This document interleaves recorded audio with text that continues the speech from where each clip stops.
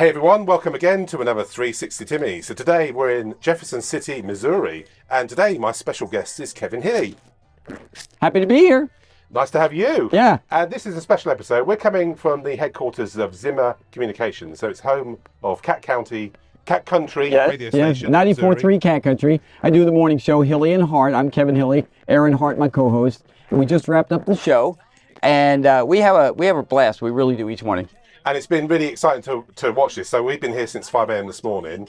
But also, Kevin does two shows because you're part of the radio station. I'm also at one of our other stations, 101.9 The Wave. Zimmer Communications actually has 13 radio stations. We have 2 here in Jefferson City. Well, 3 if you count the studios. 3 here in Jefferson City. But then the other 10 are spread out between our Columbia market, which is north of us, and Springfield, Missouri. So altogether, 13 radio stations. That's brilliant. So we're in where you did the breakfast show. Yes, this is the Cat Studio where we did the breakfast show. Yep. And or as we call it in this country, the morning show. But it's the same thing. And this is. But do you want to see the rest of the building? Absolutely. Yes. All right. So let's walk around here and see. It's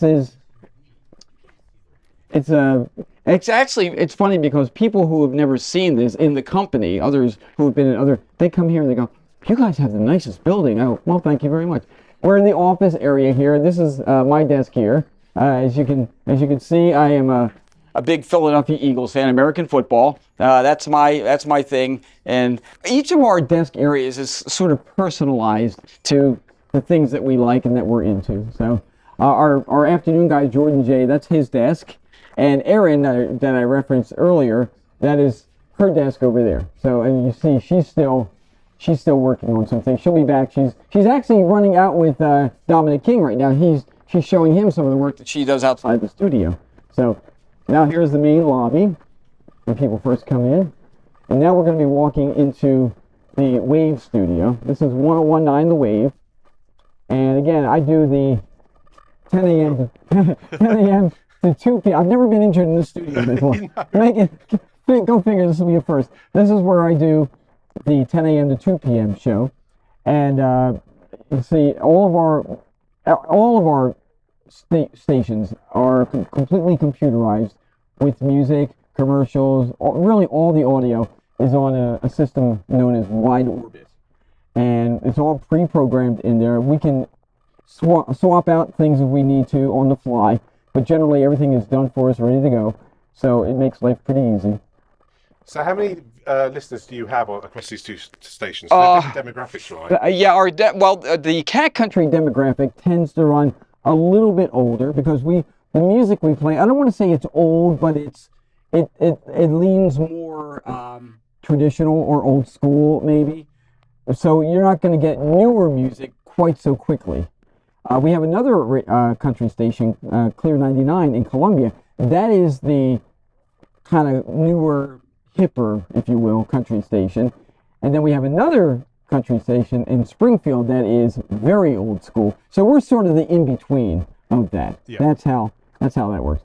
But thousands of listeners. I mean, I don't know if I can put an exact number on it, but it's definitely in the thousands. Yeah. I mean, we have quite a dedicated listenership.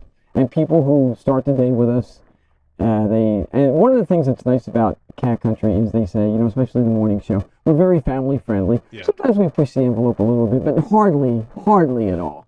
And sometimes a lot of the things we'll talk about, some of the, I don't even want to say racier, but some of the elements might go over kids' heads, but adults go, I get it. I know what you're saying. That kind of subtle humor, I like. Exactly, yeah. Here at the Wave, now, okay, so that's a little bit older demographic. With Cat Country. Here at the Wave, it's a strong female demographic. Yeah. 35 to 54 age range, that kind of thing. And again, this is an adult contemporary. So, for instance, we're playing Taylor Swift right now here in.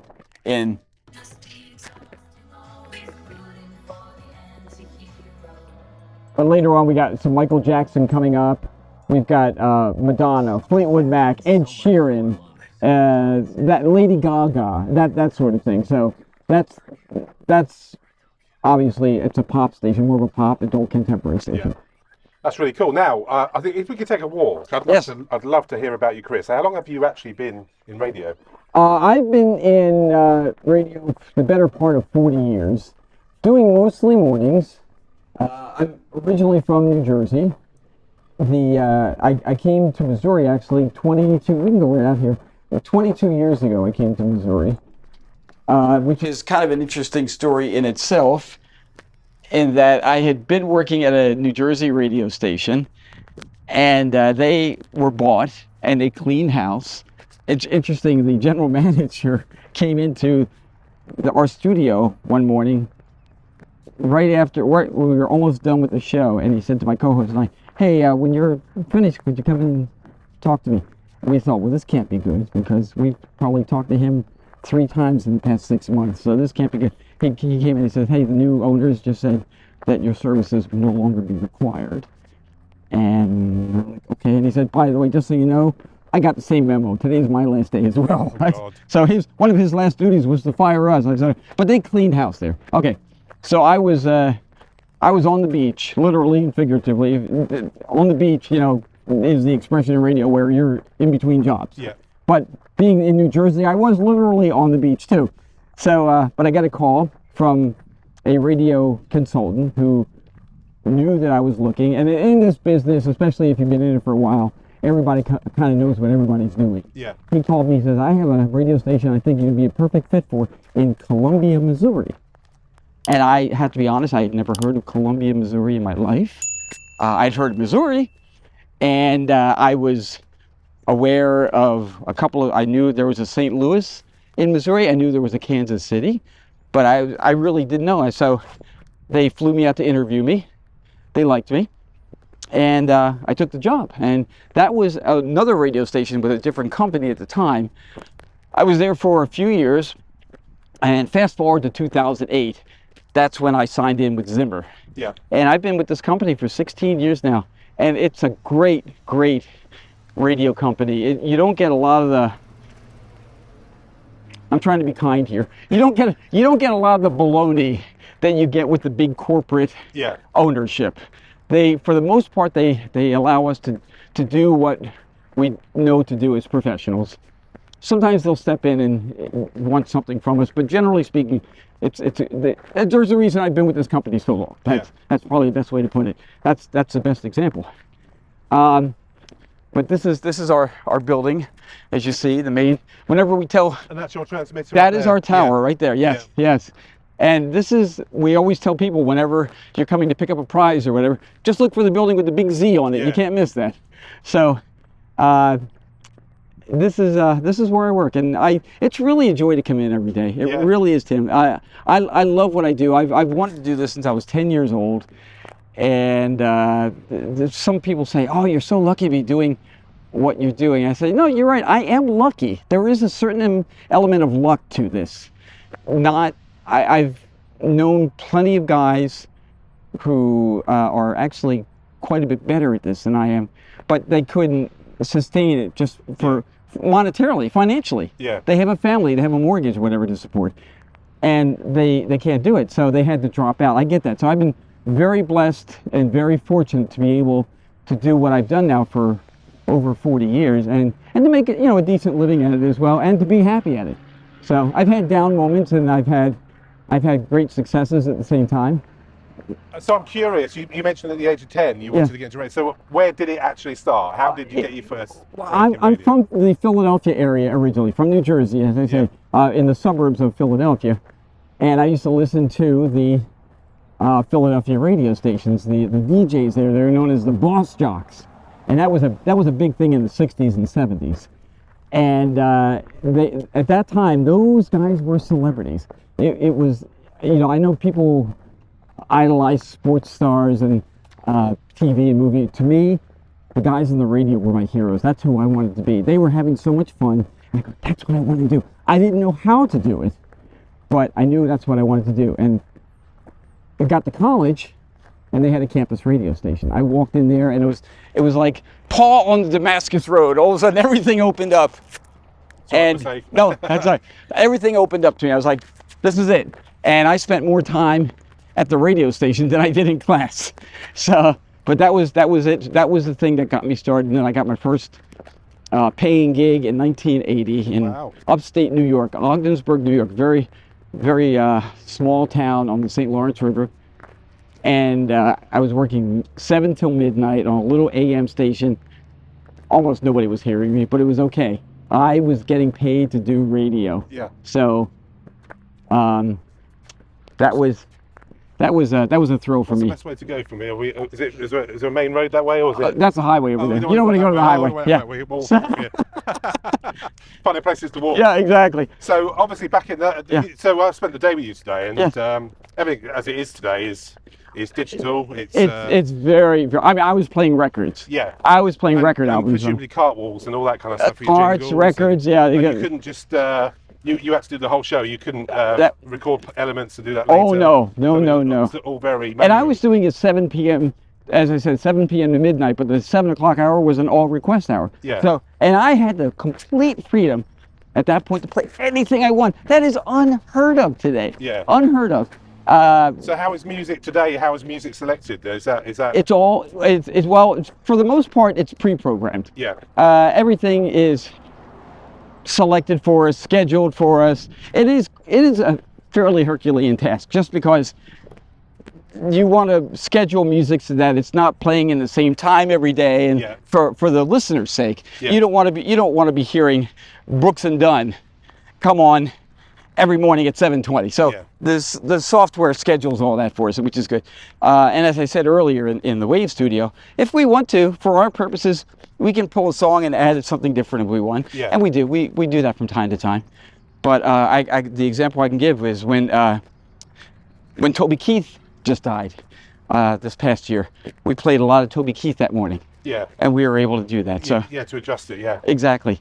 But just the expectations of radio have changed, because again, a lot of it has to do with corporate ownership. Yeah. The big companies came in, they swooped in, and they started buying up, and this happened really right after the 1996 Communications Act allowed radio stations to own basically an unlimited companies to own an unlimited number of radio stations. Yeah. And I will tell you, I mean, I am a free enterprise guy myself. I really am. Yeah. But this is the exception that I would make, because radio frequencies are a limited. There are a limited number of them. Yeah. It's not like you can just create them out of. So the spectrum is a limited commodity. Yeah. I would say I would be more generous than the Communications Act did. I would say, I'll tell you what, you can own 20 radio stations. You can own lots more TV. I wouldn't make it unlimited, but what that would force them to do is to pick the ones they really want, the big ones. What happens is a lot of stations now will own these. They'll go into a market and own 4 or 5 stations, and sometimes run them on a budget of 2. Yeah. They'll start slashing people, and the ones that are left, the responsibilities fall on them, so they have more work to do. And so it really did not work out the way they wanted. It put a lot of mom and pop stations out of business. And similar things happened in the UK, because we had a lot of local stations, and they've all kind of gradually over the years been swallowed up by big corporates. Yeah. And eventually it's only just the breakfast show that's broadcast live. The rest of it's all done from London, maybe, or from Manchester. So I guess that's the same starting to go on here as well. Sure. Oh, yeah. And it's been this way, as I said, for, I guess, going on 30 years now, unfortunately. And the thing, the worst part of that, if you ask me, is it takes away the opportunity for people who are just starting in the business to, just as myself was, to get started, to make your mistakes, to begin at a small station, and then learn the craft. I was able to make my mistakes and then move on to something higher, and the farm teams, as it were. Yeah. So many of those don't exist anymore. There are still opportunities if you really pursue it, but people who want to be, quote, in radio, a lot of times have to just start by pushing buttons. Yeah. Maybe just running a satellite show or something like that.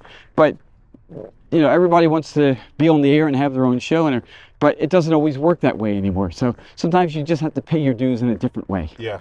So your current co-host, Yes. Erin, that's an interesting story because you mentioned entering the industry. You literally came across her in conjunction with a promotion, wasn't it? I kind of plucked her from a retail job. Yeah.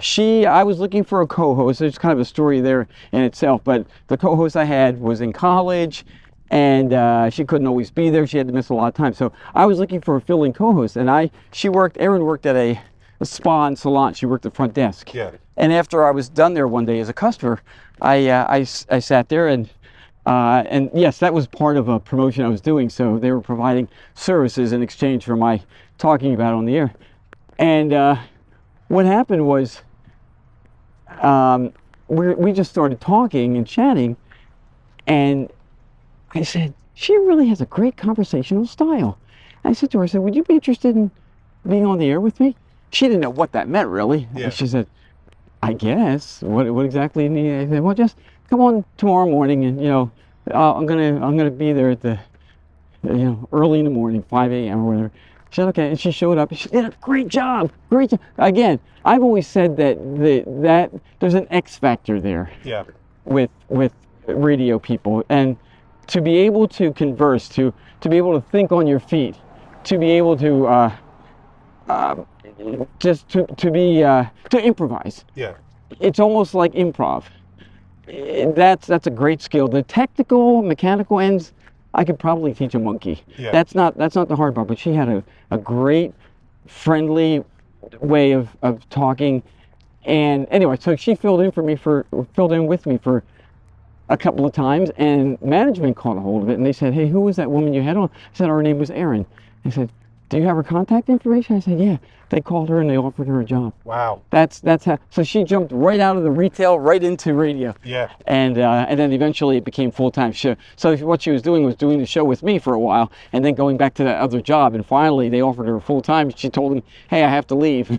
I can't do this anymore. And it's incredible. The chemistry between the two of you is absolutely incredible. Thank you. Yeah. I should say we're walking up and down the same spot today. Because normally we go on a long walk, but I've forgotten in the States there's not many paths, is there? Sidewalks. No, not at least not where we are. Not without going on to main roads. No, exactly. But no, the chemistry between you is incredible. Well, a big part of that, Tim, is that we're friends. Yeah. And we've been friends for many years. And so it makes it easy. It really does because there are many, I don't know if I should say many, but there are enough radio shows, team radio shows, where the people, they don't necessarily like each other.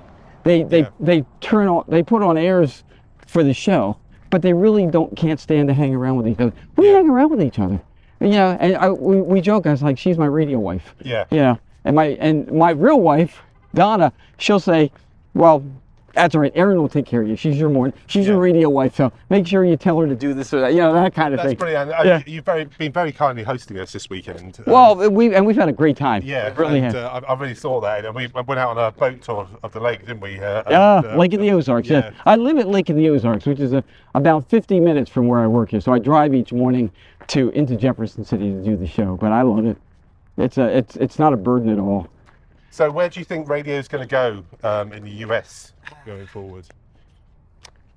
If the current, that's really hard to say. I consider myself an optimist, and I think a lot of times the industry itself will be okay, it'll survive, but it's going to change so much. The competition for radio is not just other radio stations anymore, but it's social media, it's online, it's satellite, it's all these other syndication, et cetera, et cetera. So people's attention span is so short now. Yeah. That's one of the things they pound into us. Grab the listener right away. Yeah. First 3 seconds or so. If you don't have them in the first 3 seconds, they're pushing a button. They're going to the next thing. So that's a big challenge for us. Make our content compelling. Yeah. Make them want to stick around. And easier said than done. I've very much witnessed this today because you've had, because we're over here, you've had some, what does that British chap say? We were playing for some Americanisms that we, like a boot or trunk or right. bonnet and hood and all that kind of stuff. and you've actually had your listeners calling in. It's amazing to hear that. 'Cause I don't think in the UK I really hear that so much. There's a couple of talk shows on national platforms, but you don't hear local radio doing that so much. Absolutely, no. Obviously they're automating it, aren't they? Many of them are, and honestly, a lot of what you hear sometimes with what is quote unquote listener interaction is pre-record, or not pre-record, but it's set up. Yeah. It's fake. It's not real. And my ear, I think I can generally tell when it is. I don't think the average listener can. Yeah. And it's a shame. But no, everything that we have on the air from listeners, it's real. Honest to goodness, they've called in and they've said that. And I think that interaction is so important. Yeah. Because people who aren't calling in necessarily, but they're hearing those other people on the air, their reaction, I think it is, oh, okay, they're being friendly with those callers. They're not making fun of them. They're not mocking them, or they got it wrong, or they're laughing at them. No, they're so it's safe. Yeah. It's a safe space for me to call in and be a part of the show. And that's what we want. We want people to feel like they're a part of the show, not just listening to the show, but being a part of the show. That's fantastic. Well, Kevin, thank you for hosting us. Thank you for the radio show today. I mean, there was tremendous energy. It's quite. I actually did live your working day because getting up at 3, left at 4, took an hour to get here. Got here at 5. You're on the air, and you're literally on the air now, aren't you? I am right now on the 101.9 The Wave. I do what's called voice tracking. So it just between you and me, it sounds like I'm doing it live. Because I'm here doing this. This is going out on YouTube. I made you the priority. Oh, great. Okay. Hey, everything I just said, forget it. Okay. Nudge, nudge, wink, wink. Only kidding. Yeah. But no, it's been a joy, and I love having you guys here, and I wanna do this again. So you guys are more than welcome to come visit again, and it's funny. I got to go. We just got back a few weeks ago from our Ireland and England and France trip, as we called it, my European Odyssey, and I got to be on Dominic King's show, and that was fun. I got to see. It's funny how his tends to be a little more structured. Well, because it's the BBC. Right, exactly. But so I know he was having a real good time in there with us today, because we do tend to be a little more footloose, fancy free. Yeah. We not too many rules, and. I could see he was having absolute fun today. Yeah. And you involved both of us. I mean, I like that. Yeah. And we had a few callers. Well, I recognized Tim in there. I said, by the way, Tim is doing a lot of our video here, so I got you on the air with us a couple of times. Absolutely. Yeah. And, there's a lot of your callers doing fake British accents. Well, Australian accents. One of them was. Yeah, exactly. Yeah. But fantastic, Kevin. Thank you very much. We will definitely be back. My pleasure, absolutely. And to all your viewers and listeners, I mean, thanks for a fantastic trip to the UK. I mean, it was a bucket list item for mine, between Ireland and England especially. That was a bucket list item of mine that I still think about it on a regular basis. I will never forget that trip, and I met the most lovely people, and so thank you as well. No problem. And for everyone else, you have a super day.